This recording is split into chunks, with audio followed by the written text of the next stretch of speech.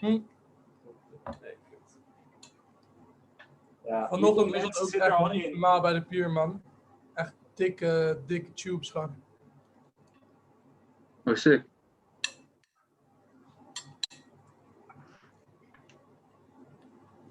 Tim die appte mij ook net dat hij gewoon echt een lijpe bult op zijn kop heeft. Van, En gewoon vol BAM! Met zijn hoofd in de zandbank. Ja, het was fuck echt aan. niet, het was echt denk ik kniehoog het water of zo. Ja, Het was echt sick. Je voelde echt zo, als je aan het pompen was, voelde je echt zo het zand onder je, zeg maar. ja. Zo ondiep was het, echt sick. Lekker op het randje. Geen Jonas, ben jij net pier geweest dan? Nee, geen vinden voorkomen. Wat zeg je bro? Ben je net pier geweest? Nee, vanochtend. Oké. Om 7:30 of zo. Oké. Hoeveel gangsterk zijn we al? Was het nog nice vandaag trouwens, surfen? Ja man. Oh, bij Ter Heide viel het wel tegen. Dus Mauro nog. Douwe. Douwe. Fabian nog gezien. Farley is er. Helemaal Farley.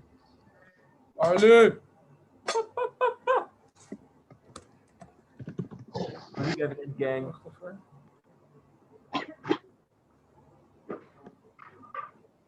Nee, het hele gebouw toch? Ja, ik voel het ook. Ik dacht dat het gewoon werkt. Ik dacht dat iemand binnen zou lopen of zo, maar. Je hebt geen dikke buurman of zo. Nee. Oh. Toen een meisje. Oh.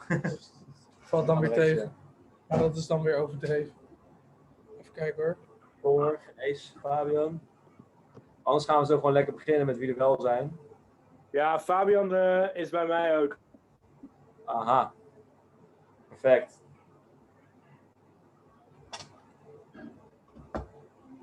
Is iedereen er? Maar snap dat jullie natuurlijk allemaal heel zenuwachtig zijn.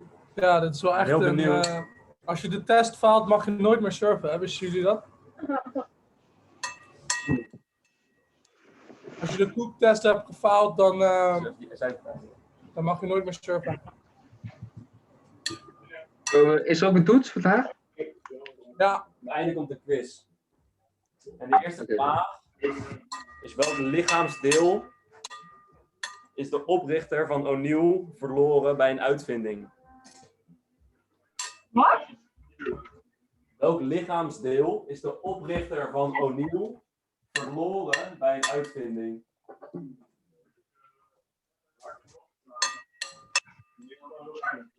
Welk lichaamsdeel is de oprichter van O'Neill of zo? weten jullie dat echt niet, jongens? Kom op, de oprichter van O'Neill, wie is dat? Dat is die. O'Neill? Ja, Jack O'Neill. hoe ziet die guy eruit? Hij heet ook wel Captain Jack. Heeft die wedstrijd uitgevonden? Hij heeft Ja. de wedstrijd uitgevonden, maar ook nog iets anders. En daar heeft hij een lichaamsdeel door verloren. Dat is Finn het zeker. belangrijkste. Zonder gaat niemand meer surfen. Nou ja, misschien een paar Als je longboarders. er 2 hebt werd verloren, ga je niet meer surfen. Nee. Nee. Maar ik heb even lijf heen.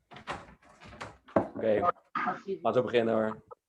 Maar het is Jack O'Neill. Die is zijn oog verloren omdat hij een leash had uitgevonden. Maar toen kwam zijn bord terug in zijn oog. En toen Hij was had zijn een oog elastisch leash. Ja, hij was... Oh, dat is wel heftig.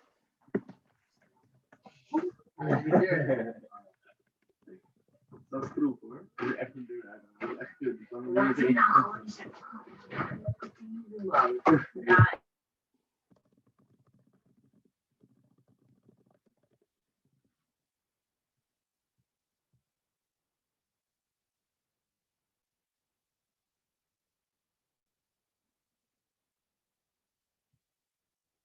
Ik zou gewoon over 3 minuten of zo beginnen. Als ze er dan nog niet zijn. Sebastian komt pas om 9 uur.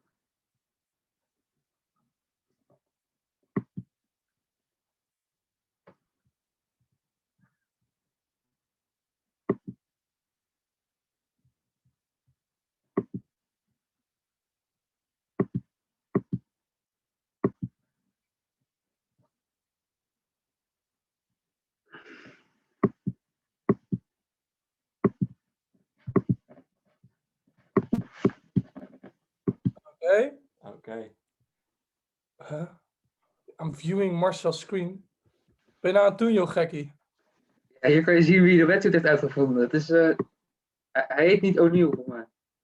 Als je Jack O'Neill googelt, dan vind je gelijk een piraat. En die piraat die is zijn oog verloren door een leash. Oh, ik ga wel mijn screen even uitzetten. En dan zien we wat je nog meer opzoekt. Ja. Viezerik. Oké. Share screen. Surfporn. Dat is wel gewoon... Moeten we dat niet gewoon gaan kijken, een uur lang? Oké. Everybody ready? Ja? Is iedereen er? Ja, ik denk dat iedereen er wel is, joh. Kan dit Iedereen Nederlands? knikken. Is er niemand die geen Carlo is niet of zo, toch? Carlo. Is die wel? Moeten we het in het Engels doen? Als jullie dat willen, dan kan Carlo het ook volgen. Maar het hoeft niet Horse per my se. horse. Yes, of course. That's not a Horse my problem. horse. Okay, how not to cook. So, for the cooking backers beneath us. Okay. No, we have a little story for you guys. And it's like, the most important thing is if you have any questions, you'd like to know more about something, just ask us. And yeah, we like to answer your questions. And we will have a story to tell, but it's not really about the story. Just let us know if there's anything you'd like to know more about. Yeah, after every slide, we'll just ask we'll just have the opportunity to ask questions, because I think it's important that while the presentation is going on, you can ask the questions, because then we can discuss it and we can also put some light on things that might not come to it because of the presentation. Okay. Thank you for being so comprehensive. No problem. Nice microphone, dude. Professional. Holy shit, ouwe. Okay, so my name is Jonas. This is Bram. Bram the man. I'm the cook. I'm the not cook. He's the surf doctor. I'm the surf doctor. He's gonna teach me how not to cook. Oh. Yeah. Hi. Okay, so to start, it's very important, guys. Listen, this is the most important thing you're ever gonna hear from somebody. Keep in mind that somebody that wrote this might have incense in his room and smokes too much weed, but you gotta be one with the ocean, bro. Okay? To be one with the ocean, you have to feel the energy, man. If you know, and then you can hit lip, hop bam, drop down, get pitted, you know. That's But what I'm talking about. okay, but for real, surfing, not like the other board sports, the whole thing is that it is in the water and it's in the ocean, and it's a constant variable that changes every second, every minute, in every location around the world. So that's what keeps it so interesting and so hard to progress, because yeah, the ocean is completely different than a skate park, for example, where the obstacles stay the same. So for example, if you look at surfing or skating or snowboarding, it's way harder to make progress with surfing, because you cannot find the same wave over and over again. Well, there's wave Maybe pools soon. now, maybe soon, but until now, Yeah. it's very hard to make any progress. So I wanted to start with the three main types of surf breaks. So you have a beach break. Well, what is a beach break? This is the most common surf break around the world. In Holland, we like 99.9% we have beach breaks. We have a couple secret spots that have some concrete laying there, but what is a beach break? It's a surf break that has sand, that has a sand bottom. So what is common about a beach break is that the bottom keeps changing because of the current, and also the waves keeps eroding the banks. So a sandbank changes very rapidly, depends on where in the world it changes, how quickly. But for example, if you travel to a place and the waves are perfect 1 year, you can come back a year later and the bank is so shit you can barely surf it. So it's really challenging to find good beach breaks. And basically, if you surf beach break, you have to be constantly on the hunt to find the right banks. And it's the nice thing about beach breaks is that it's not that dangerous, because if you fall, you hit the sand, and compared to a point break or a reef break, it's a little bit less dangerous. So the point break, what is a point break? That's the longest waves in the world. Chicama. The long waves, the longest waves in the world are all point breaks. A lot of you guys went to M1 last year. Yeah, hands up if you Hands up if you went went to M1. I think everybody was really hyped on that Yes. spot. Sick. M1 is a semi-sand point break. So it has some rocks, but the shape of the point break gets shaped by the sand. But because of the rocks, the sand doesn't change that much, so the wave stays really good, and that's why you have such long waves. You have a lot of point breaks in the world that are from rocks, so it's a headland sticking out where the waves breaks next to it. For example, the example we have here, I think that's Raglan in New Zealand. That's one of the best left-hand point breaks in the world, and yeah, that's basically where you can get waves up to I don't know, 10 minutes. You have a couple waves that break like 10 minutes. Yeah. It's crazy. Not in New Zealand, I think. No, not in New Nah. Zealand, but in like Peru and Yeah. Chile, you have a couple waves that break forever. So basically, you get a wave and then you get a taxi back to the beginning of the point because you surfed a couple kilometers. Yeah. So Yes. that's the dream. And then the last break we I have think a we have a reef break. question Oh yeah, from Marcel. Hey, do you know the quote from the end of summer from Raglan? There's a No, quote. I don't know the quote, man. And like You get a wave in the morning after breakfast and one wave after lunch. yeah, exactly. Otherwise, you will starve to death. Zoiets was het. Yeah, it's sick. Yeah. Yeah, for me, okay, so first we have the reef breaks. What's so good about reef breaks is that the sea bed, it stays the same. So the shape of the wave is relatively the same. Well, what do I mean by relatively? Basically, the swell angle and the swell always changes. So even on a reef break where the shape of the wave is exactly the same, the power or the speed of the wave changes every single set. So even in perfect places like Hawaii pipeline, which is a notorious reef break, still the wave changes every time. So but basically the changes are very minor compared to a beach break. So what's so nice about a reef break is that if you take off on the wave, you can anticipate what it's gonna do. So for example, I don't know if you guys know Chopu. It's one of the most famous waves in the world. It's a crazy wave. It's like 90 degrees drop.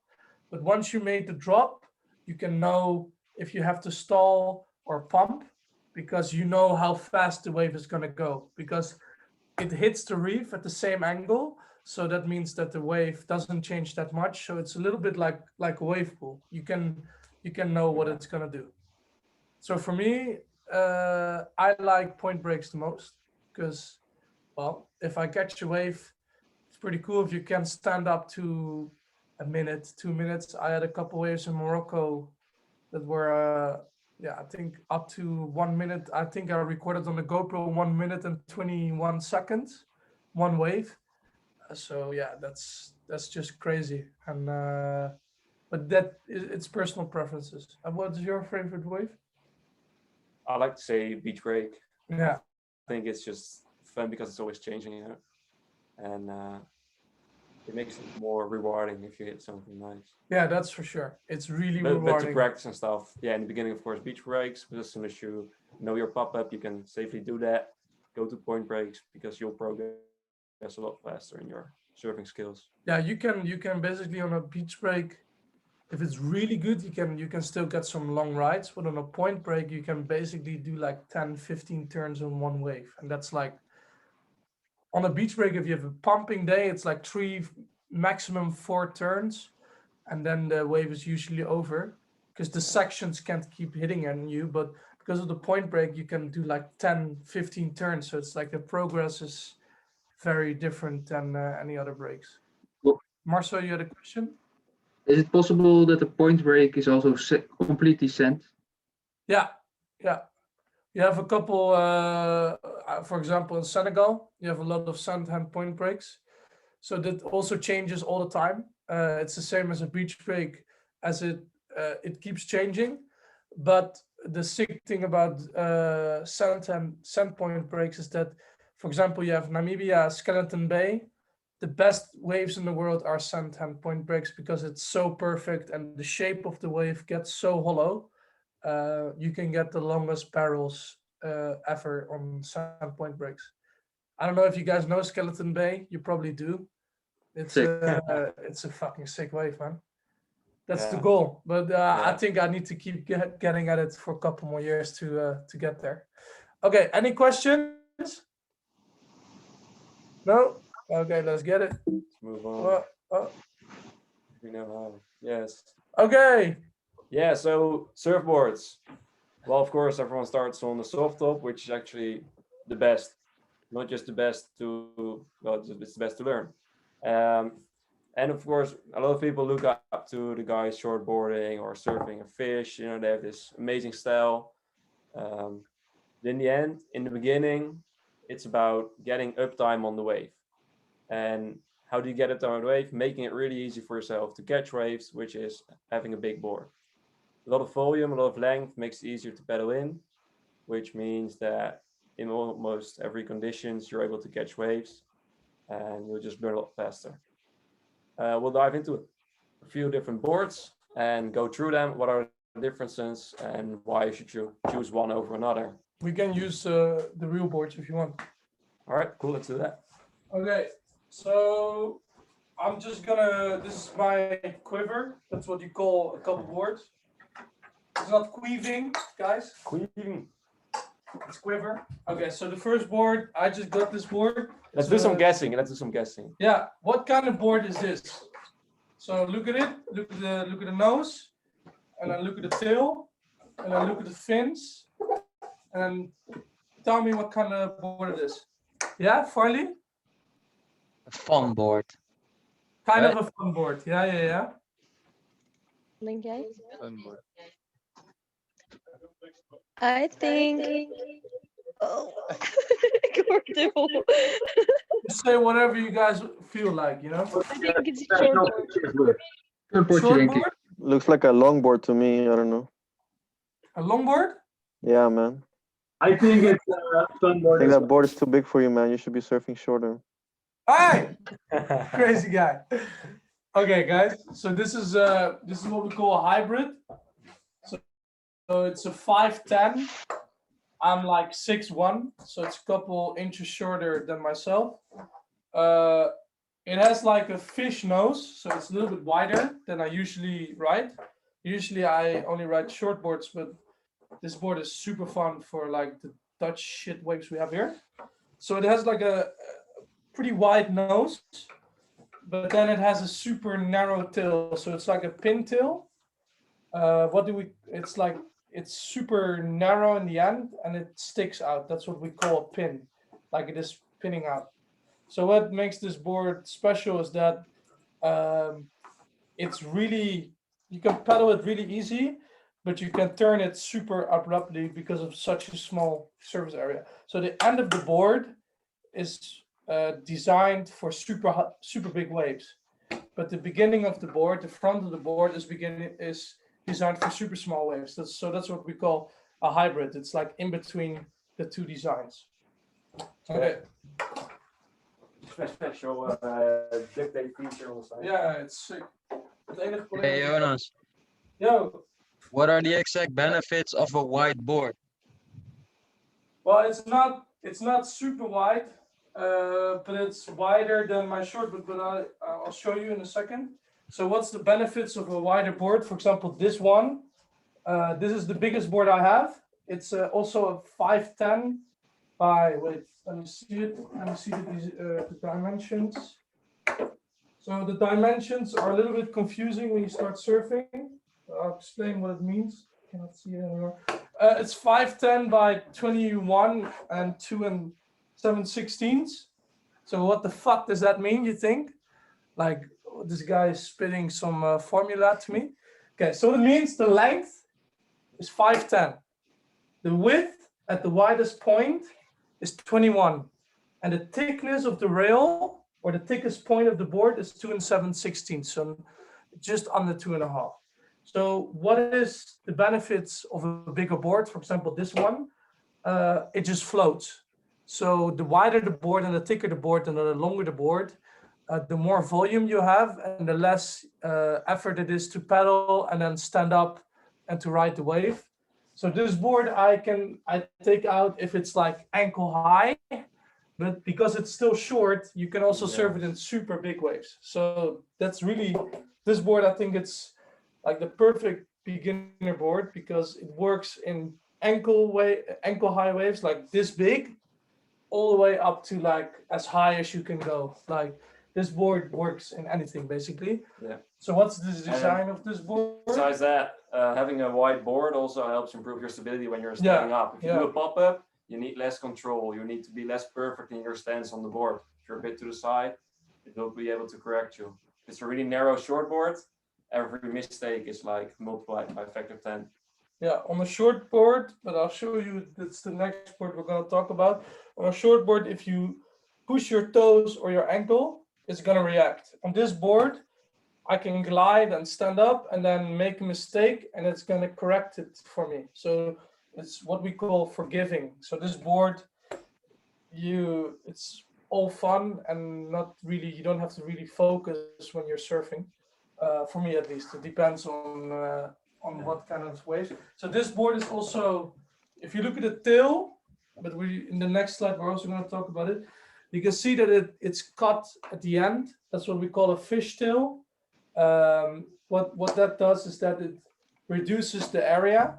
So imagine if the width stayed all the way out here, it would be impossible to turn it. But because the thing is cut, if I go from this rail, for example, if I'm surfing like this and I'm going to go bury the other rail, because of the swallowtail, this is where I turn from. So if I tip it, it's easier to tip. So that's what this design is for.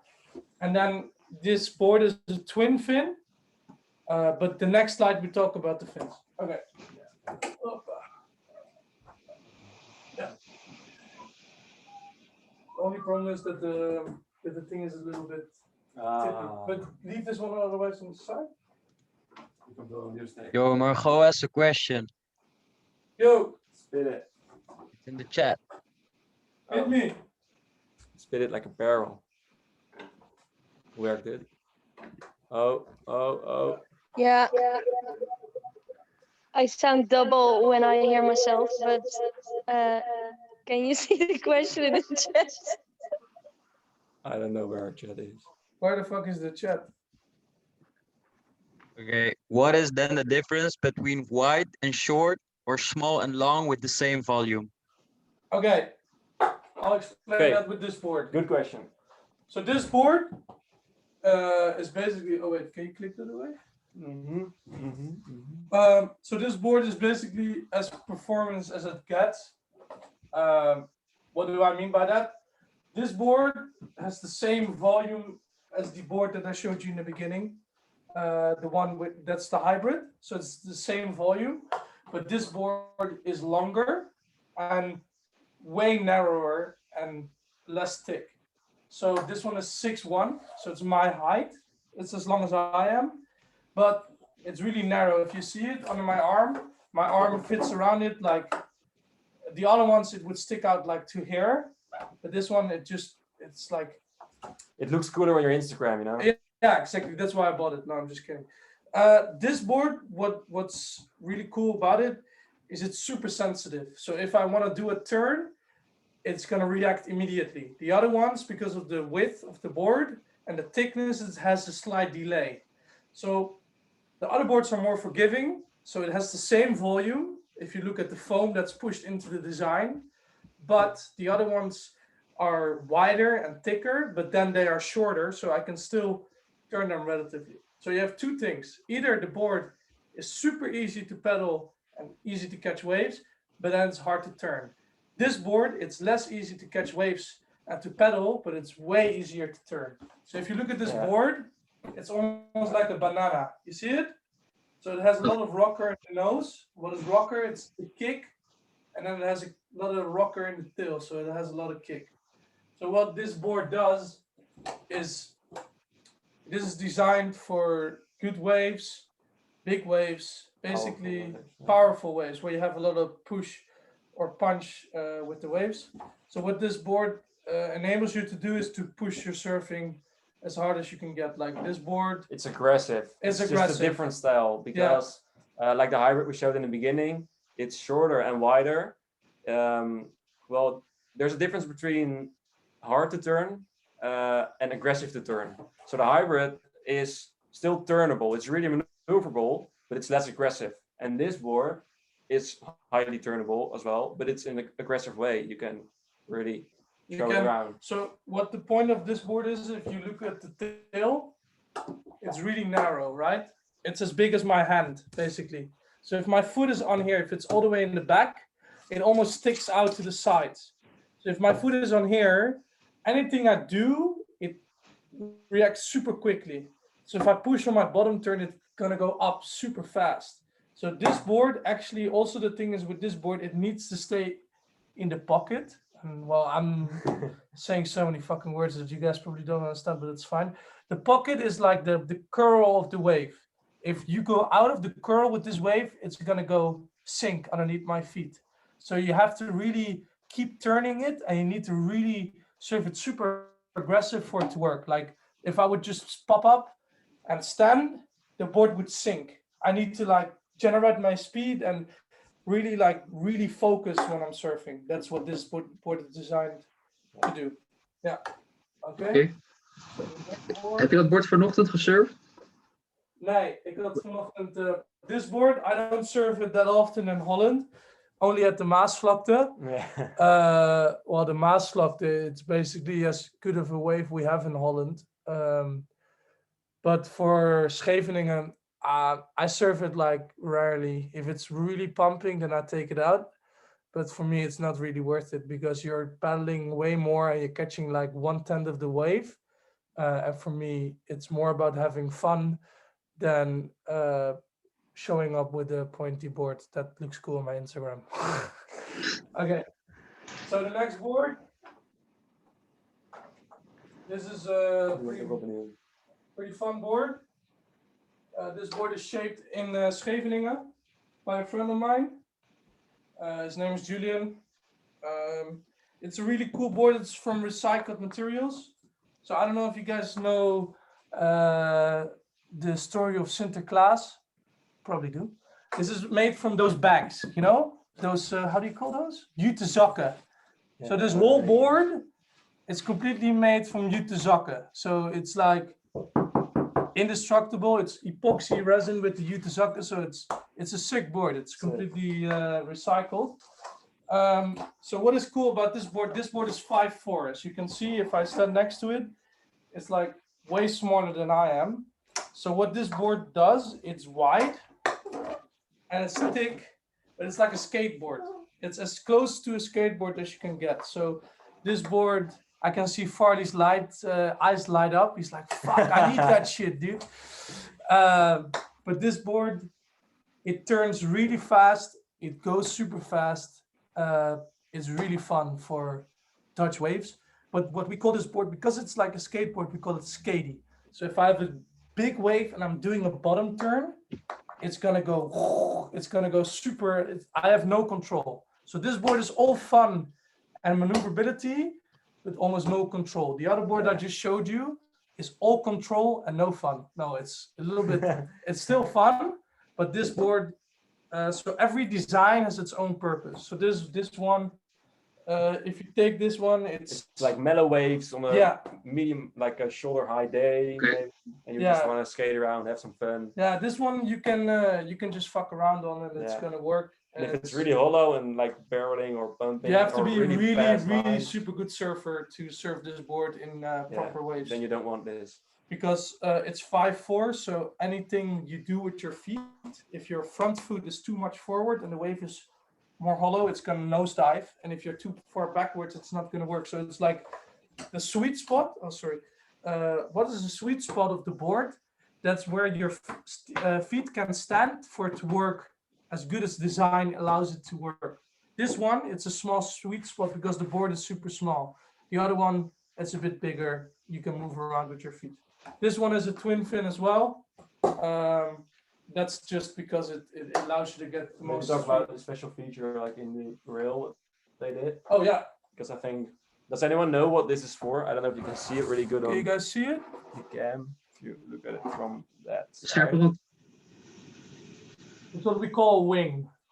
So what they did is the rail from the beginning of the board goes back, and then they reduce the width of the tail to kick it back. Why they do that is because it allows you to turn more rapidly and more.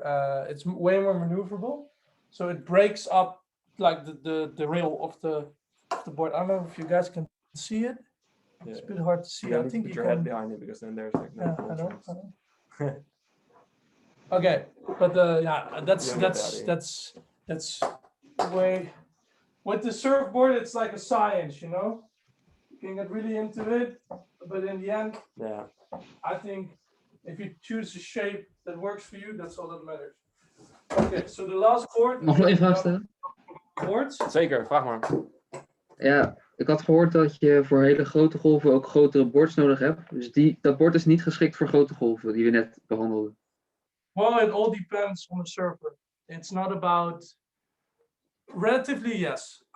You know, if you have bigger waves, imagine the force has to be bigger and you will go faster. And when the speed increases, you want your board to remain stable.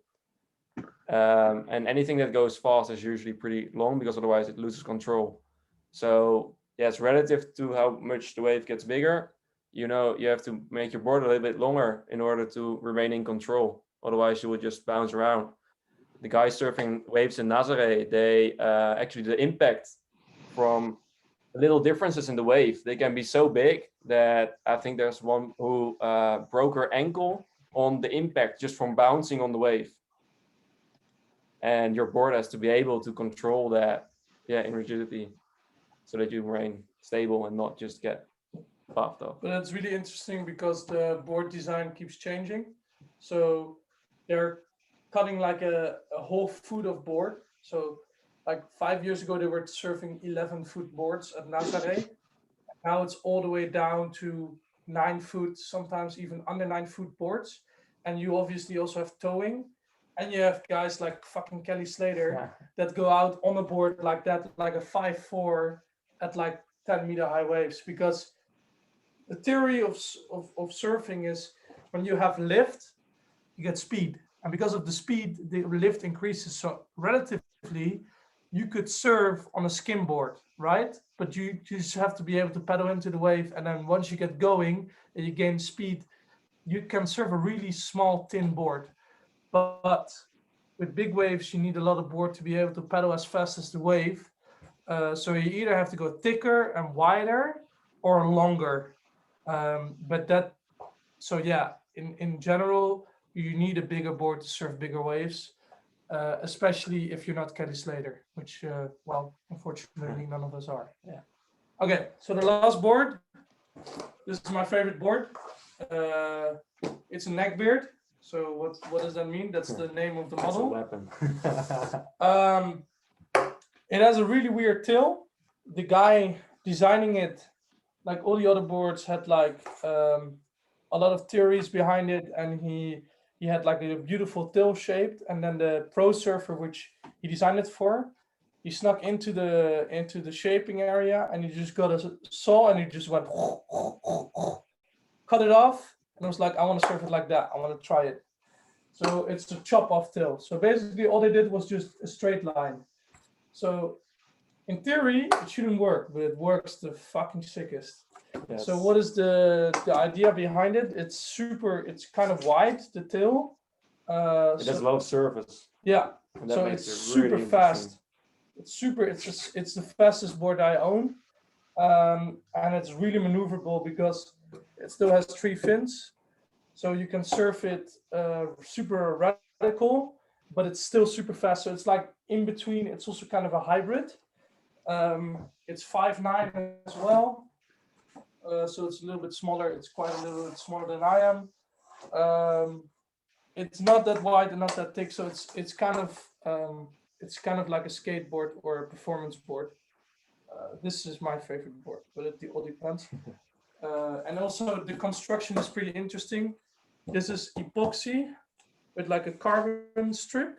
So if you can feel it, it's super light.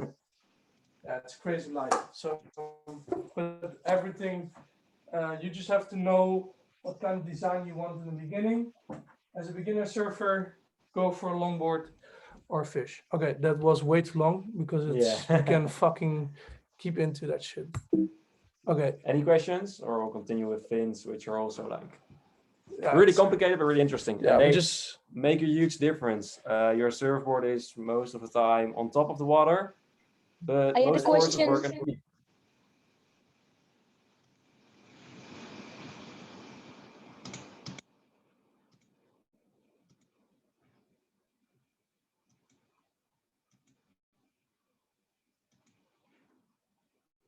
oh fuck, is het internet weer uit?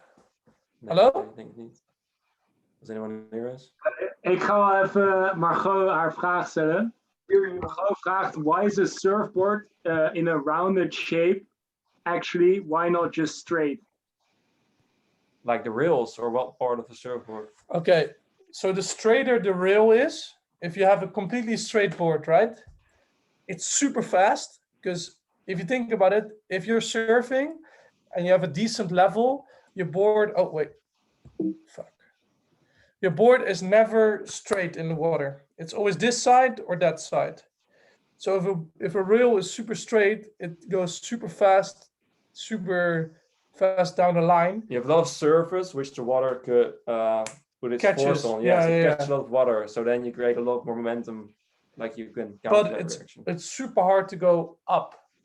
So because the surfboard is round, it can change direction and go up in the wave, and that's where you do the turn.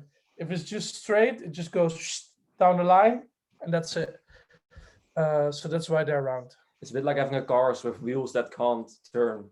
Yeah. You know, the rails, the way they rotate, that allows you to make your turn. Otherwise, you'll put it on an edge and it will just continue straight in the same line. Mostly, of course, you can use your feet and weight to manipulate it, but that's why the rails are curved. Okay, so we have a couple of different fins. We have the single fin. That's for like longboards or traditional designs. Yeah, let's just do fins first. What do fins do? I always call it the triple S. There are three things. It's first, it's stability. They give you stability on the water. Then they give you speed, which is actually by a reaction of the force from the wave, which they counter to make it in a forward momentum. And beside that, they give you, speed, stability, and steering, of course. So imagine having a surfboard without fins. If you try to turn, the board might flip or change its direction on the water, but it has no point which it could actually have any turning point on. So having fins allows you to have a turning point to steer your surfboard. And of course, the different setup in fins makes a huge difference in the way your board turns, gets speed, or is controllable. Yeah, and you have a lot of different theories behind the fins as well. So single fin, it's really good at gaining speed and going in a straight line. For example, longboarding, it's all with single fins because you set your line, you want to keep gaining speed, and it's not meant to go change direction very easily. Then you have a 2+1. It's kind of like a single fin, but you can change it a little bit easier. So it's also, if you look at the thing, it's also the single fin was the first fin that was designed, and then there came the twin fin. So a twin fin. Twin fin is like you put two fins on the side, and they only do what they are, like the complete opposite of the single fin. They are both, well, still pretty big, but they're not long. And because they're big, you get a lot of speed. When you're on the edge you're always on the edge of the surfboard, and then you have one big fin that's actually a lot of very deep in the wave. So that creates a lot of speed. You don't have a lot of control, which makes the board really maneuverable because you have two fins that are in the same diagonal, and they can pivot around. So that makes it still really playful in a certain way. Yeah, that really changed surfing. Before we had the single fin, surfing was just about trimming and like easy flow. And then we had twin fins. And the guy that designed it also, I think he won 5 years in a row, all the surf competitions. Yeah, it changed to a full. Because he could change direction like super radically. Yeah. I think still twin fins are super relevant because it's actually a lot of people should ride twin fins more than thrusters because it would make more sense. For example, in Holland, you're always working for speed, so why not surf a twin fin? Do you guys have a question? Lieke, Mauro, I guess you guys looking and discussing stuff. No. Nobody has a question? Yeah, I have a question. What about the angle of the fins? Because like I saw that your boards had different angles of the fin. Yeah, that's a good question. So the angle of the fin is really important. Like you want to know about all the angles because you have multiple ways you can talk about the angle. It's so hard. On the sides. No, but is it? So I'm curious. Is it to make it more movable or more stable? Yeah. So the angle of the fin, if it's super straight, it's basically like the rail, kind of. If it's super straight, it can go super fast down the line. But if it's a little bit inverted, it creates more drive from the bottom turn. So you can go faster up and down. But actually with the angle, I think it's really, it changes so much. Like it changes, it's a lot of theories behind it, I think. Yeah, but in general, the rule of thumb is like your center fin is always in the same line as your stringer. The stringer is the middle line of the board. And then the fins on the side, most commonly they are in the same angle. It actually ends at the tip of your surfboard. That's usually how they are roughly pointed. But changing them more inward, pointing them more towards each other, makes your board like steer more aggressively. But you get more drag because your fin is more sideways in the water. It catches more water. So it's like always considering you want speed, stability, and control, and turns. And you always play around. If I add some weight in the nose, it makes turning harder. So maybe I put my fins a bit more in. And all these things, It's like counterbalances. It's always like a tipping scale, like speed or control, maneuverability or easy to surf. It's always like changing with the variables. And I like this. I find this really interesting. It's also what I'm kind of doing in my study. Your center fin is also flat. No, it's not flat. It's like rounded on both sides. So like from here it goes a little bit wider to the side and then it goes smaller again. Yes. But your fins on the side, they actually have a completely flat surface on the inside. So if this is the center fin, then the fin on the outside will be flat here, and here it will have a little bit of a increase in size, in width. Why is that? Because the water that goes around on the flat side gets more speed, which again makes your board go faster if you're going in the waves.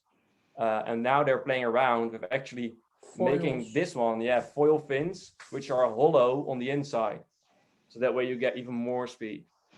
And then we're not even talking about the angle of your fins, how they are located on your board like this, because that also changes a lot.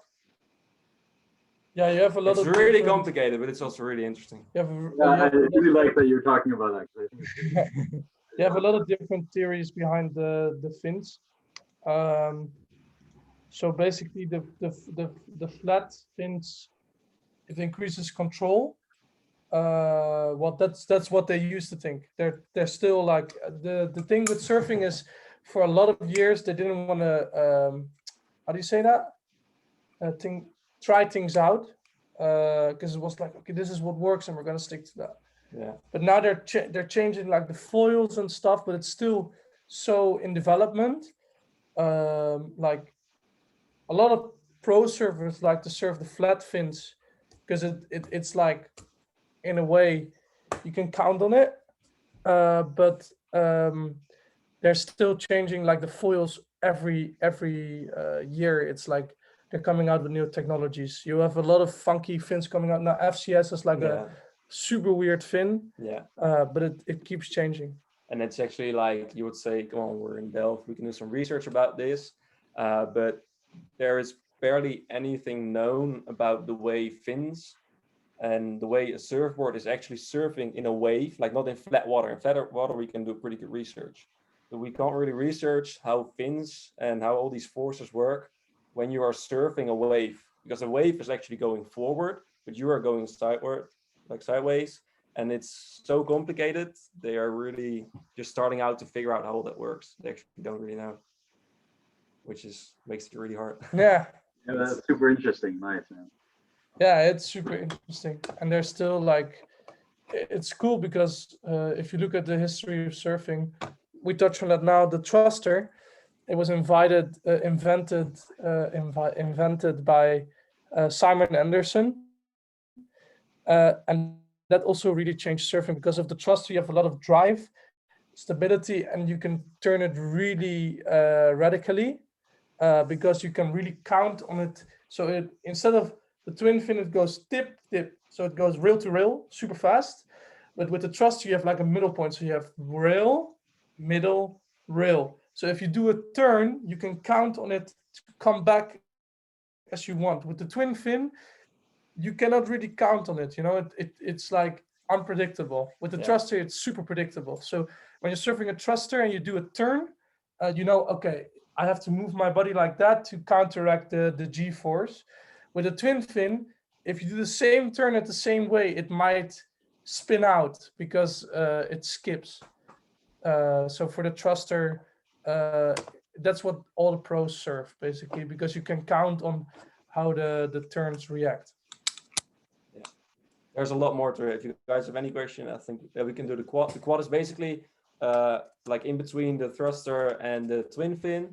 It gives you a bit more stability because the fins in the back are a bit more in the center, but it gives you also the hold in like steep waves of the twin fin because you have more fins in the wave. Some people really prefer it when they have like a good barrel spot. They go for a quad setup because it just gives more control in the really steep sections where you need to get a lot of speed because you still have a huge surface that's in the wave from your fins that gives you a lot of speed to go forward.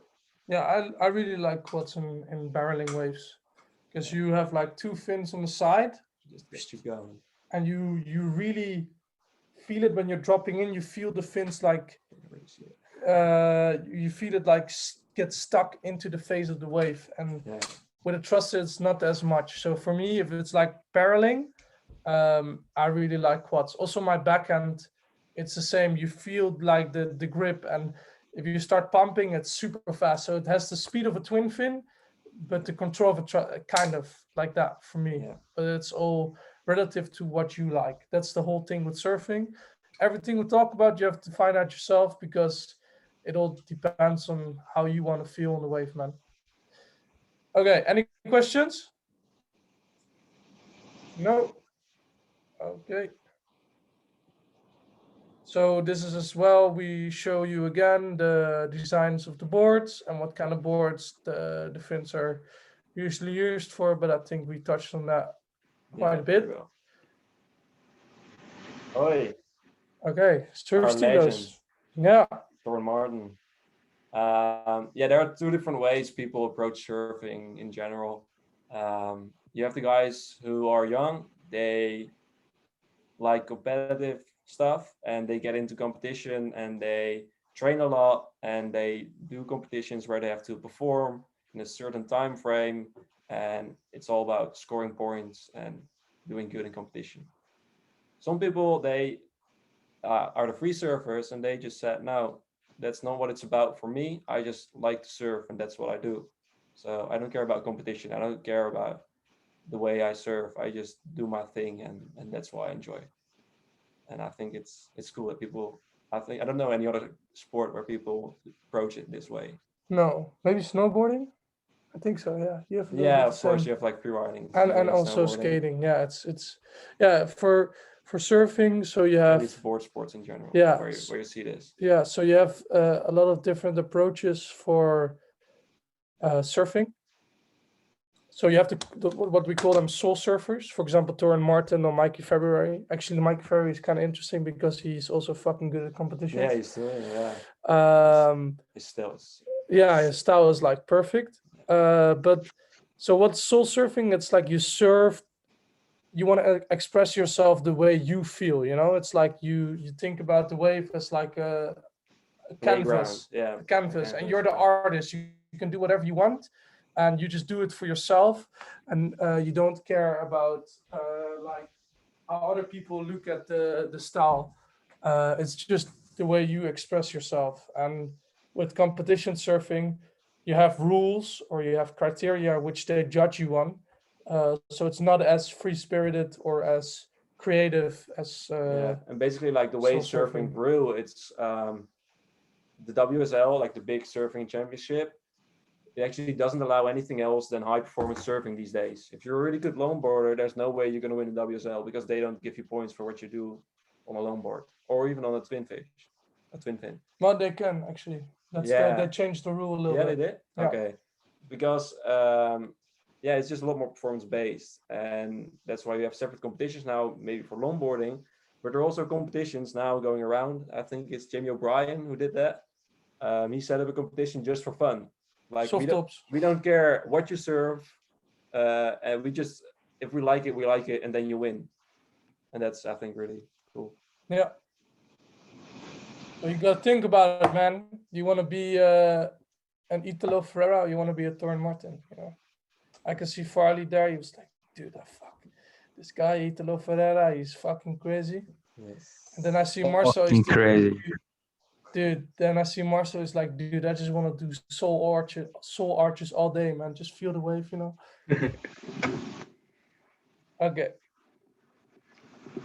So, what do you need? You're sold now, right? You think, fuck, this sounds sick as fuck. This is crazy.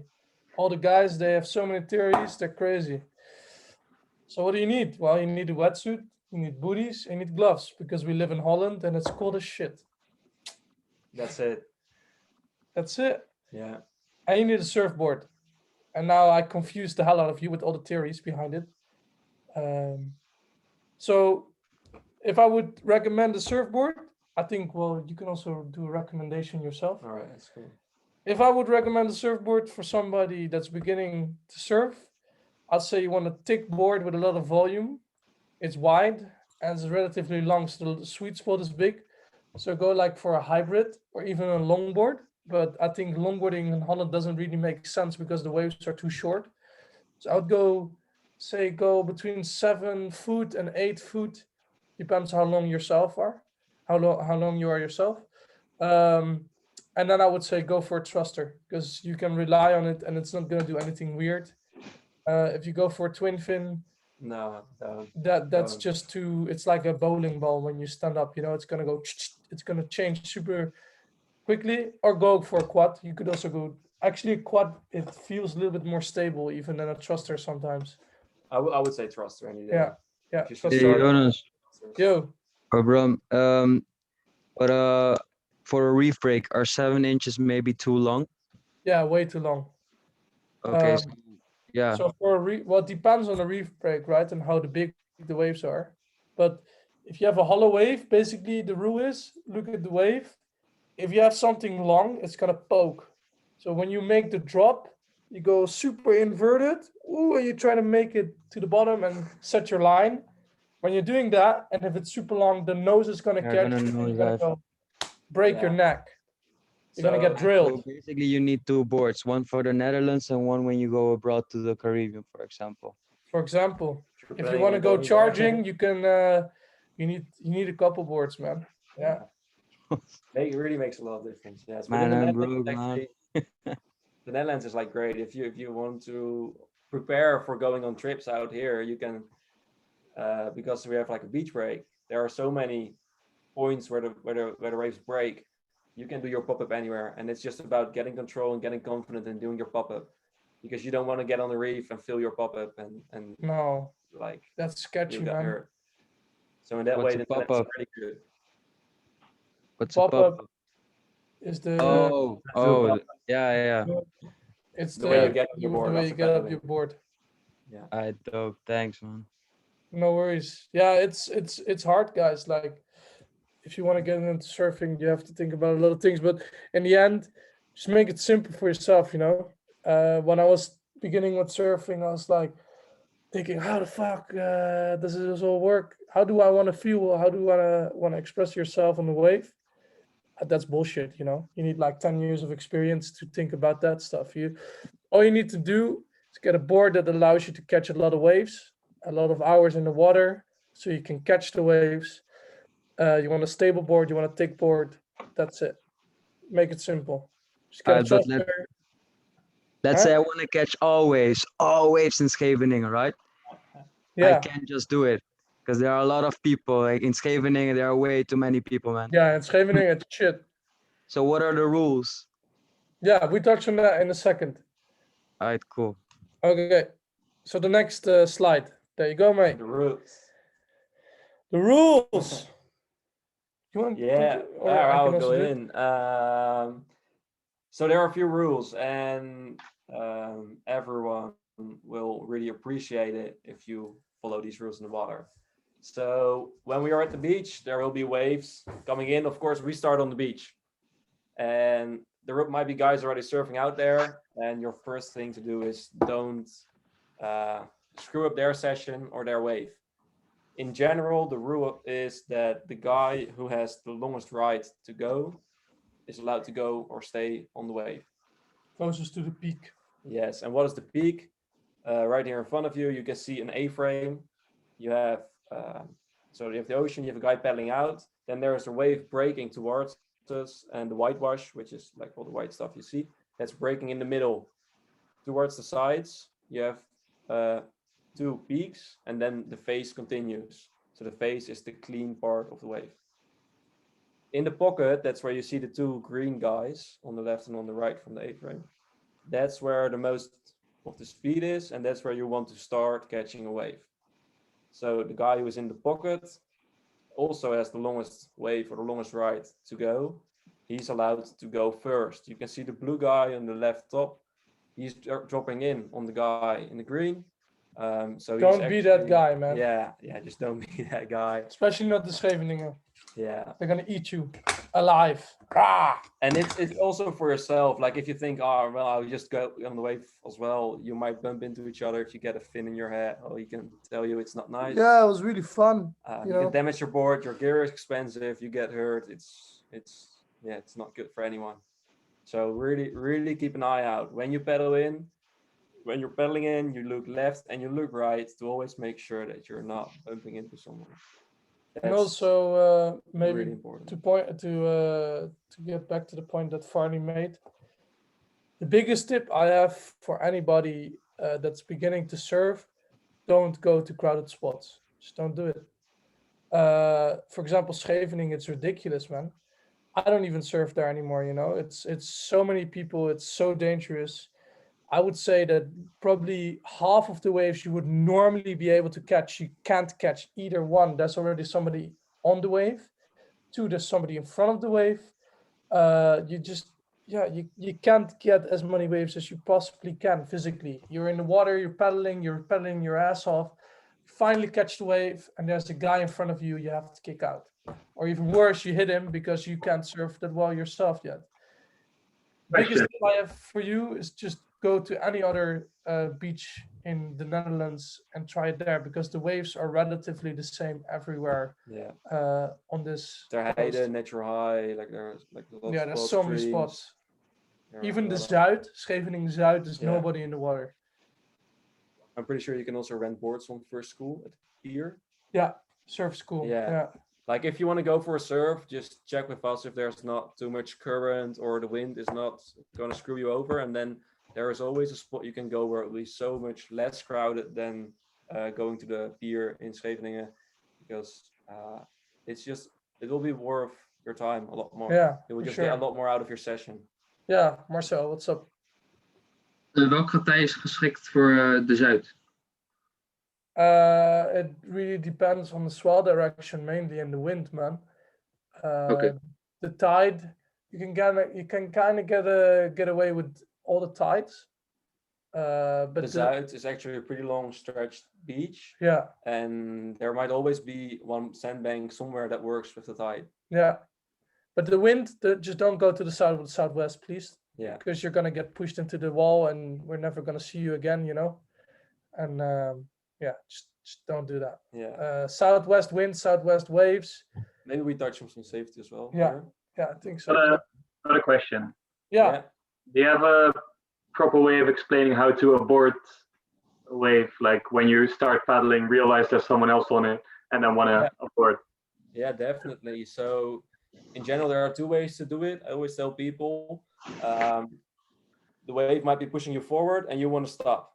So you have to use something to block yourself from going forward. You can either hang your body on the side of the board, where you use your body to drag, but it's not the best way. But in panic, some people, it's good to do that as a safety check.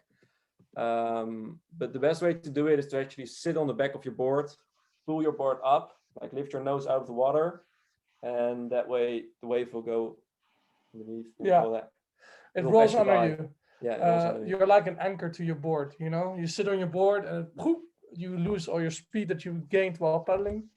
The tip that Bram gave, where you're sitting next to your board, you hold on to it.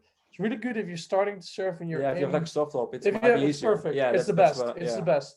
But as soon as you go for the green waves, and I see you do that, it's really dangerous. So, for example, a couple weeks ago, 2 weeks ago, I had a guy that just did that. He dropped his board next to him. He dove under the wave. I was duck diving it because the wave was big. I was duck diving it and I came up and his board, he just let it go. His fin went through my head. I had to get stitches and I had to go to the hospital because the guy built his board. So don't be a kook. Don't build your board, please. I think that's the number one it's called rule. board pitching. You just always try to hold on to your board. Just don't let go. That's like the most important thing. So something we didn't tell you about is like when you're paddling into the waves, you're coming from the beach and you want to get behind the waves. There's also a rule, and that's that you are, of course, not ditching your board. Like never. You hold on to your board and you hold it with you because there might be someone behind you or someone surfing around you who could get hit by a board. And the other rule is that you always try to paddle for the white water, because the white water, unless there are beginners, but they are usually not in that spot. The white water is where no one is surfing. And yes, when you're paddling out and you have to go through the white water, it's a lot more shit than that you can go on, like pass on the clean face. But that's your problem. The guy surfing is allowed to go for the ride. And Don't you ruin have the to ride. go to the white water. Yeah, that's a really good point Bram points out. I think that's very important. It just shows that you know the etiquette. If I see you do that, like if I'm on the wave, right, and I'm pumping, for example, and I look over my shoulder and I'm like, oh, is this guy gonna ruin it? Or even if you're a beginner, I can see that, and you go for the white water, you get 10 times more respect in the lineup, because people are like, okay, this guy knows what he's doing, even though he's still obviously improving. People are like, well, fuck, this guy's actually making an effort. Sometimes you are just in the wrong spot. You can always prevent that, but you can try your best to make it. Yeah. So really important for the rule in surfing, the guy that's closest to the wave that's breaking. For example, me and Bram are laying next to each other. Maybe in Scheveningen it's actually this close, and the wave is coming from that direction. I'm on Bram's inside, so I have the right of the wave. Bram's like, fuck, I wish I had that wave. Bram has to go up, I can catch the wave, I can do my wave. Yeah. If the wave is coming from Bram's side and he wants to go that way, and I also want to go that way, we're both paddling, I look over my shoulder, I see Bram looking at me like, bitch, you're not gonna go. And then Bram goes, Bram has the right of the wave. The guy who's in the inside has the right of the wave. That's what we see here. Don't drop in. It's really easy. I know it's hard in the beginning because you're like struggling with the wind and like everything. It's so much like craziness. Just remember, the person that's closest to the wave that's breaking has the right of the wave. If people see that you acknowledge that rule and that etiquette, again, you get 10 times the respect. People will give you waves, especially if you're in a lineup and it's not that crowded. If I see you doing that for me, the next time I'm next to Bram, I'm like, Bram, I'm not even gonna look at the wave because Bram just gave me a nice one. So the next wave is for Bram, you know? That's how it works. It's just etiquette, and that's how everybody in the water can have fun. Yeah, Marcel. Kan je het snowball effect uitleggen? Ik had dat eens bij jou veroorzaakt. Oh yeah. But that's rarely an issue in Holland. Yeah. What is the snowball effect? That was actually a special day. It was fucking pumping at the Maasvlakte. There were thick barrels. And I take off on the wave. I grab my reel. I'm underneath it. And I have to go through a lot of white water that falls on my head. Because Marcel was pedaling for it. Really making an effort. And he saw me at the last second. He's like, oh, fuck, Jonas is already on the wave. So he pulled out too late. So the wave that he was trying to pedal in on, so that's what we call the lip, the top part of the wave, that crumbled because of his weight. So he was trying to pop in, drop into the wave. He pushed down the wave and it snowballs. So it's like an avalanche on the wave. Normally in Holland, that's not really a problem because the waves are not that hollow. They're always crumbling. Yeah, they're always crumbling. But that day it was a problem because the waves were really barreling. And then because of Marcel, I had to put a lot more effort into the wave to keep hanging on because the wave was breaking, not because the wave would break normally, but because it was pushed in. That just happens. Those kind of mistakes, I will not get angry. You cannot get really angry at somebody, I think, because fuck, how do you know that a snowball works like that? You know that.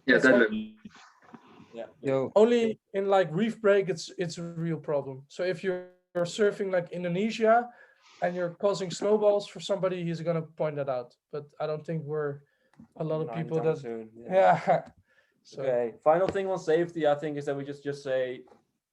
Whenever you go out, make sure to check the conditions. If you are not sure about the conditions, ask someone who has more experience.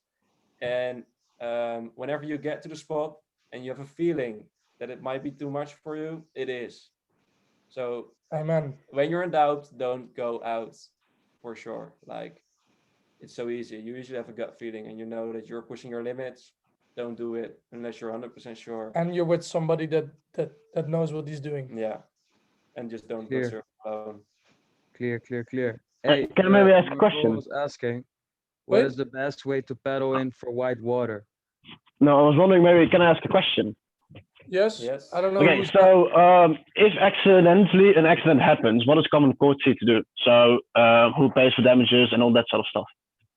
Oh, that's actually a good question. Well, there's not really a rule for that. If you want to be an asshole and don't pay for the ding or for my head, for example, I had to go to the hospital. The guy didn't pay shit. He was just like, well, that's your problem. I mean, you can make it's really, you cannot really, like, how do you say that? You cannot really do anything. If the guy's an asshole and he breaks your board and he doesn't want to pay for it, all you can do is beat him up, because how are you going to prove that? How are you going to prove that he broke your board, you know? So it's just, for example, in Scheveningen, if somebody breaks your board, you have to go to the guy and be like, hey, you broke my board. What do you want to do? And if he's like, well, I don't care, then you have to make a fuss about it, you know, because it's not going to get fixed for you. Yeah. In general, people will usually give you like their ID or their phone number, and you can get their insurance number, and you can issue like that something happened, and most of the time it works out fine if it's of course insured. And otherwise, for example, I had it last year. The waves were really big in Scheveningen. It was super crowded. I was on a wave, and the guy panicked, and he ditched his board. So I was doing a bottom turn while he was ditching his board, and I actually fully went over his board with my fin. And we split the cost because it wasn't my fault because he ditched his board, right? I just felt so shit for him, you know. He has a nice board and his board was broken, and it's a friend of mine who's from Scheveningen. And the thing is, in my opinion, you want to just do that because the next time you see him in the lineup and you didn't pay for the ding, well, it's not gonna be that friendly, you know. Yeah, but that was literally what happened. So I had an accident and I offered to pay half, but he went completely nuts because he wanted that I pay full. I was like, I mean, go to insurance, but I got mad. It's a really weird story, but yeah, that's pretty much most of it. Yeah. Well, I mean, it's a good effort that you try to pay at least half, and Yeah, Don't let it scare you off from surfing. Like there will No. always be people who are not crazy, just how do you call that? normal. Yeah, not normal. I've I had this adult grown up. He was at least 40 years old. Uh-huh. A kid. He accidentally couldn't hold on to his board. He had to let it go. They were both surfing a soft top. He got the fin like in the nose. The old man got the surfboard like a fin in the nose from his soft top. So it was like a small Dent. small dent. It was like barely anything. He ended up throwing the kid off his surfboard and dragging him out on his leash. And we had to like go over to this grown-up man saying, "You can't do this to this kid." This kid was crying. He was terrified. So there are always people who do That's a shit crazy you story, can't leave. man. Yeah, it's like, and I hope no one encounters that, but you can prevent it. My leg is like sleeping, bro. Yeah, you can also have this chair if you want. So just be nice, you know. Yeah, We're just all be in this nice. together. There's a couple psychos out there with surfing. That's just the case. Yeah, and we had another question from Farley, I think. Yeah. No, yeah, for Margot. She was asking about what the best way is to paddle in for white water. But you have the nose diving and the turtle diving. It depends on which board you have, right? Yeah, that's a good one. Thanks, Farley, for pointing that out, and thank you. I didn't hear Margot. I think. Oh, No, this is she's in the writing chat. it in the chat, Ah, I think, yeah. which we cannot see. So yeah, what do you mean paddling for the white waters in paddling back out, or you mean paddling for the white water as in catching the wave? I think she means paddling Back out. like to get out across the branding. Yeah. So Margot, like for example, it depends on a lot of things, but in the end, if it's possible for you to duck dive, I will always be more efficient than doing a turtle roll. And if you can't get your board to duck dive, then a turtle roll is the best option. But learning how to duck dive is actually really a thing you can learn, and then you might actually be able to duck dive a pretty big board in the end. I'd say. I can duck dive like a 9.6 longboard, but that's a really specific technique. It's like you duck dive one rail and it follows because you sink the board. But in general, I would say, it's really difficult though to duck dive like in 7.6 or something. Yeah. Especially if you're not like super buff, like Sebas can definitely 7.6, 100%. Sebas got that shit. So it depends on your for weight. the rest of us, Well, I'm currently struggling with my 7-inch though. it's just technique. But we, of course, we can teach anyone how to duck dive, and then it depends on like the size of your board and how big you yourself are, if you are able to duck it. But knowing the right technique already gets you like a huge advantage. But do you always approach it straight? Yeah. Or maybe it's 100%. better from the side? 100%. Yes, duck diving is always straight into. Well, actually, no. But that's really difficult. I think kind of explain. If you have a wave, for example, that's breaking to the left or to the right, depends on how you look at it. If it's breaking that way, and the wave is already breaking, right? You have the peak that's breaking. I try to like sneak under it, so I don't duck dive straight underneath the white water, but I do it into a straight kind of an angle, so I escape under the wave.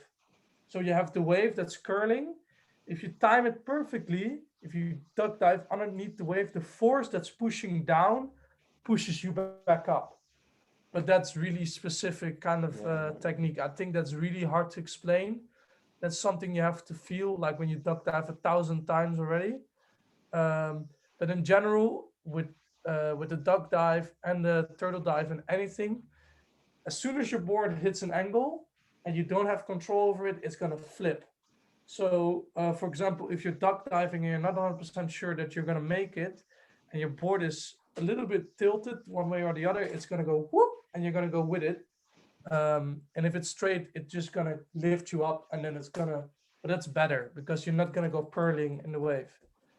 So yeah, definitely try to keep it straight, unless you know 100% you can escape. Like you have like a little escape zone, but that's I don't know. Yeah. That's hard to explain. Just go straight into it. Try to get as much speed as possible, and then. Yeah, that's really important. Getting speed, paddling power is like key in doing good duck dives. Yeah, 100%. Yeah. if you don't have any speed and the wave comes, you're gonna get pushed in. If you have a lot of speed, you're going super fast and you don't have super But deep. I think this is like perfect for our surf coaching sessions where we can like for show sure. and Even if explain the waves are all flat. about this, even if it's flat. Yeah. So let's just go for smoke in your ear, I think. Yeah. If there are any questions, Marcel? Ja, dus er komt een hele grote golf aan. Is misschien een beetje tegenstrijdig, maar je moet juist heel hard peddelen naar die golf. Ja, 100%. Je moet Ja. zo hard peddelen als je kan. Vol gas, ja. Ja. Tenzij echt die lip op je koplijn bijna breekt, dan wil je juist, wachten, die lip breekt en dan ga je. Ja. Want stel je voor, de lip breekt en je bent letterlijk daar, dan is het gewoon je boord door midden, man. Zeker als je goede golven hebt. Dan de force van die lip is zo krachtig, dat als je die op je achterkop krijgt, kan je ook gewoon knock-out gaan. Het ligt er natuurlijk heel erg aan hier in waar. Scheveningen zal het niet gebeuren. Nee. Hier in Scheveningen kan je de lip eigenlijk altijd wel op je krijgen. Ja. Maar En Maasvlakte? Ook. Ja, weet je. Die gaat je ook niet. Ik bedoel, je wordt wel echt goed gekopt. Ik had wel Ja. de laatste keer had ik wel een paar goede wipeouts. Ja, dat hoort erbij. Okay, next one. Okay, guys, I think you have your attention again. Yeah. Okay, so what do you have to do when you get to a rip? Well, this is a really informative picture, guys. I always try to use this one for my students. Especially kids lessons. Kids lessons under the age of 12, I usually use this one the most. No, I'm just kidding. But it's funny. It really gets the attention, you know. You will never forget now how it works. No. Just think about the motorboat. Just think about the motorboat, man. Okay, so this is really how it works. So you have the current. Can you guys see my cursor? Yes. Yeah. Okay, so you have the current, and it drags you out of the sea. So how does it work? You have all kinds of sandbanks all over. So basically, next to a sandbank, you have a mouw or a rip. How does it work? Water always finds the easiest way, right? So the wave breaks, boom, on the bank, and it will always find the shallowest part because the water can escape the easiest. So what gets created is it's called a mouw. So the wave keeps on breaking and it tries to escape around the sandbank, and then between the sandbanks you have a mouw. So what happens if you get into the current and you get pushed into the mouw? What happens is you get sucked out of sea because the water is trying to escape through that route. It's like it can be pretty heavy and pretty fast, especially. You get up to speeds of I think 12 meters a second. Yeah, it can be really heavy. Which is like you can't pedal against that. No especially in France, for example. It's kind of crazy how fast the rips go. Yeah. Actually, if you're surfing big beach breaks, if it starts to be at least actually from around 1.5 to 2 meters, you need to have the rips. You need to know where the current is, because it's almost impossible to keep paddling against the breaking waves. It's super hard to duck dive that shit. So you need to find the rip to get sucked out. So it's like a speedway. Shoof, you're out, and then you can pedal back to the sandbank. So that's what we're going to touch on next, and then I'll answer your question, Marcel. If you're in the rip is going to go straight. So what do you want to do? You don't want to go straight, but you don't want to go back in, because imagine if you're here.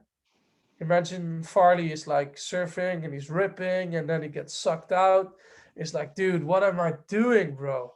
You see all your friends getting barreled and you're just in the rip. Well, you don't want to go back here because the rip is going to push you, and there's no way you're stronger than the rip. Nobody, even if you're a ripper, you're not stronger than the rip. No?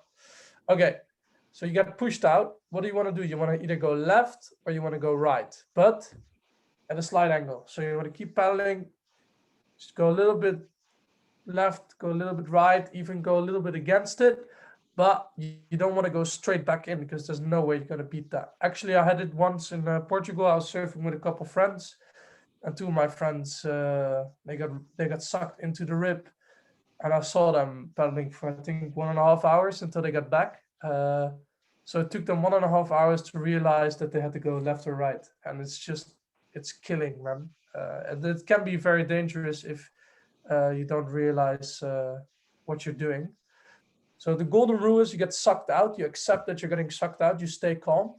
As soon as you start to panic, it's a lot of energy, which you need to use later. And then you just accept that you're getting sucked out. You either go left or you go right. When you're behind the sandbank again, you can catch the waves back in and you can go back to the beach. That's it. Does anybody have a question about that? Ja, ik wil er wel aan toevoegen. Meestal worden muien als gevaarlijk gezien, maar wij als surfers vinden het juist wel chill eigenlijk om uit te peddelen, toch? Ja, ik vind een mui fucking chill. Zonder een mui kan je niet echt surfen eigenlijk. No. But that's relative, right? Because a rip can be very, very tricky.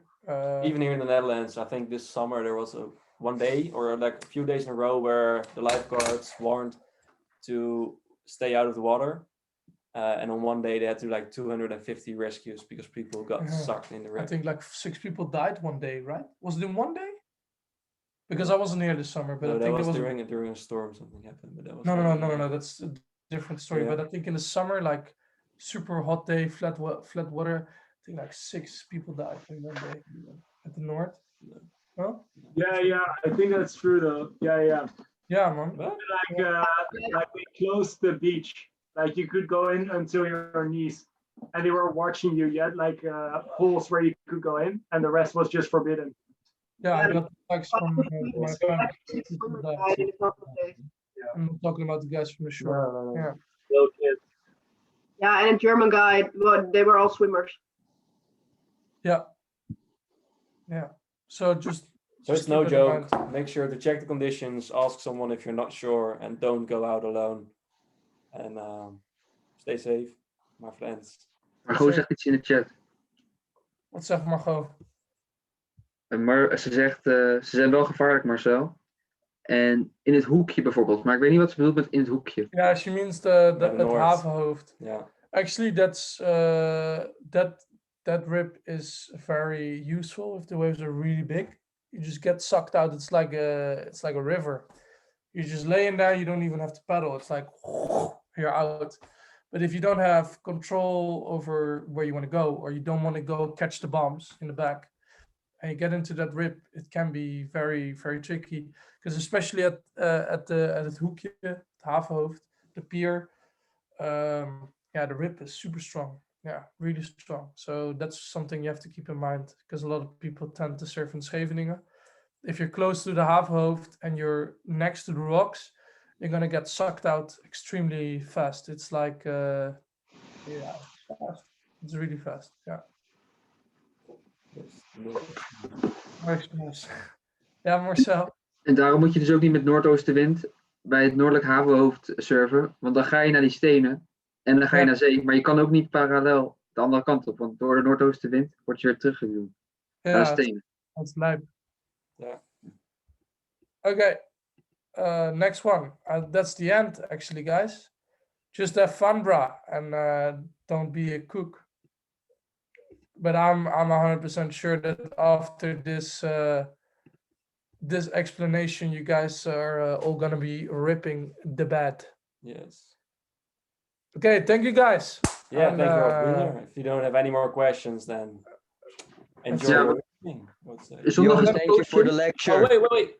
I think we have one more thing, of course, because this was our surf theory. Oh, yeah. Everyone is, of course, welcome to come over this Sunday to join us for a surf session where, all of us will be there to help you out, give some advice, give some tips, and just have fun in the waves. And there will actually be, I think, perfect waves for beginners and for advanced. Yeah, to it's gonna be really fun this Sunday. Yeah. To get some surf going. Does anybody have a question, guys, to end it? No? Ja, vrijdag ziet er wel goed uit. Gaan we naar Maasvlakte? Is vrijdag Maasvlakte? Nou, het is wel Noordsvel. Alleen de wind is niet Noord. Nee, maar dan is het, het is wel nice, maar het is niet per se waard om helemaal naar de Maasvlakte te gaan, toch? Let me see. I'm gonna see now. What is the wind doing? I mean, I would be down. I don't mind going there. It's a nice place to go. Yo, Jonas, Yo, actually a great point. As a beginner, um, what wind direction is preferable for you? And what's the height of the wave that's preferable? Because sometimes I would see 1.5 to 2 meters and I would go to Scheveningen and then turns out I'm fucking shit. Like I maybe get 2 waves and then I'm done. you're So dead. yeah. So how do Okay. you read magic seaweed? So magic. First tip: don't use magic seaweed. Magic seaweed is only used for big oceans because the buoys they use are they measure swell, not wind. And what do we serve in Holland? We serve wind chop, not swell. Why is that? What is blocking our swell? We have like this big stupid Swell block. island. It's called the UK. Fucking assholes, Yeah. man. They left the EU, but the island is still there, you know? Yeah, just I told them. Maybe we like, should start a petition to flat down England so we can normally surf. Exactly. Let's drown them. I told them, bro, like, if you want to leave the EU, you better move your fucking island so I can have some real waves. And then they were like, oi, mate, fuck you. And yeah, well, we Cunts. still... Bloody cunts. Bloody cunts. So we still don't have any pumping waves. But, so basically... What's the ideal? Well, that's a hard question, Farley, because it also Deep dive. depends. What? No, never mind, man. Okay. Done. But it. So what do you need? You look at 3 things. You look at wave size, the Yeah. period, and what you call period in English as well? Yeah. Yeah. Wind. And what else is it? You have the wind. There's the 3 things you should look at for now. And wave size, I think anything in here for beginners would be 0.5 to 1.5 maybe. Like it can be pretty big, but you can still surf the white water easily. Yeah. But En alleen met hoog water, toch? Wit on water. the wind. Yeah, I think wind is a big factor. Yeah. So period usually if it's 8, it's really high in the Netherlands. But anything from 4, 5, 6, 7, 8. From 4 seconds, it's gonna work. Underneath 4 seconds, there's It's no not gonna waves. It's just gonna be wind. But the thing is, in Holland, you need a lot of wind to generate the swells because we have such a small area for the waves to get generated. So in general, what's the right wind direction? Anything, because you need the waves. So if it's northwest, go. If it's southwest, go. If it's west, you go. If it's east and you have swell, well, you better go because that's the rare days we get. A couple times a year we have that. Yeah. But the waves can be really choppy sometimes, right? Yeah. The waves are choppy all the time, basically. So yeah, we can explain a little bit more about it, but for everyone else who's really interested in like weather forecasting and that stuff, we might have another event coming, which will dive like deeply into this topic, just to learn more about how waves are formed on the ocean and how to read and forecast the waves in the Netherlands, which is super it's tricky. really interesting because it's really complicated, a lot of factors. But for now, we can say like waves are formed by storms. You want the storm to be as far out on the sea as possible. With England, it could be either like high up around Norway or from the west. And then the waves have a lot of time to travel. The more time the waves have to travel, the more they will line out. So the more clean they will get. If it's a storm that's around England, we'll have choppy waves, or around the Netherlands, the waves will be choppy. If it's a storm far out, the waves have time to travel. And direction of the wind is important because if the wind is coming onshore, so it's coming from the ocean towards the land, the waves will usually get like really crumbly, blown out. And if it's offshore, the waves will actually be like cleaned out, get even cleaner, and they will get more, what do you call that? A bit more hollow. Yeah, bit more steeper. curl. So Yeah, that's what you want. in Basically, short, if you really would what it say, comes down to. so the conditions where I would go crazy, I wouldn't sleep all night. 2 meters at 11 seconds with straight offshore winds. Then you know it's gonna be an epic day. It's gonna be pumping all day, bro. But you can wait 60 years for that to happen. Yeah. Probably, well, It's by, just- actually 60 years by in the time climate change has happened, maybe England is gone and we have some real waves, you know. We will see about it. Nou, Dat is toevallig aankomende vrijdag op de Waddeneilanden. Schiermonnikoog en zo. je Als ik hebt schrijf, offshore wil ik wind? laten zien.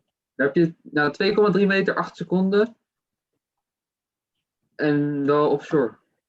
Nou, let's go dan. Let's go, mini trip. Texel. Ja, let's go, Alan. Let's go, Texel. Maar Marcel, misschien moet ik ook eens Noordkust. Dat is geen westkust. Wat zeg je? Misschien moet ik ook eens een Noordkust, dus dat is geen westkust. Dus dat is dan toch weer anders. Ik versta niet zo goed. Schiermonnikoog is de Noordkust, niet de Westkust, zegt ze. Dus daar is het anders. Oh, bedoel je, dat telt niet mee? Jawel, het telt wel, maar heb je dan, dat werkt dan heel anders qua SWA en zo, toch? Dat is gewoon even dat is gewoon elke vraag. Nou, eilanden liggen natuurlijk, so the islands, they are on the top of the Netherlands. So if there is a big storm up north around Norway or higher up there, which there can be, these islands actually catch a lot of these storms, a lot of the waves that come from there. So yes, the conditions, it's maybe that's why it's one of the best spots in the Netherlands. It can be. Texel can be If super all these pumping. factors line up, it can be really good. Ja, ik kan het scherm even laten zien. Man. Yo, puppies, mummies, thank you for everything. I'll see you guys No around. worries, brothers. Thank you for joining in. Thank you, everybody. If Right. that's all for the questions, I'm gonna go and study for my theory exam because I have it tomorrow. Yeah. Thank you, guys. man. Oh, dus zondag nog wat vragen stellen? Als er vragen- Wil je nog Ja. vragen stellen, Marcel? Ja, dus als er vragen zijn, nu moeten we stoppen, maar dan kunnen we zondag nog verder. Sowieso, Ja. altijd. Oké. Oké. Laters. Doei. Bye, Dankjewel guys. allemaal. Fijne Thanks. avond. Doei. Bye bye. Joe, joe, joe. Joe.